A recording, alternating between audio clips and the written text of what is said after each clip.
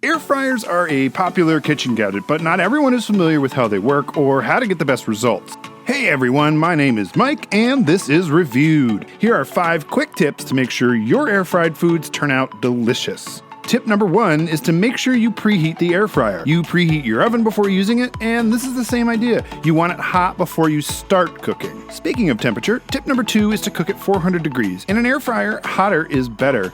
Delicate veggies can take it, they just won't need to cook for as long. Tip number 3 is to use oil sparingly. Maybe a teaspoon on fresh veggies tossed should do the trick. Frozen veggies don't need any oil at all. Our 4th tip is to make sure you're not overcrowding the basket. If the food is too close together, it'll steam instead of getting crispy. Finally, our 5th tip is to make sure you flip everything halfway through cooking.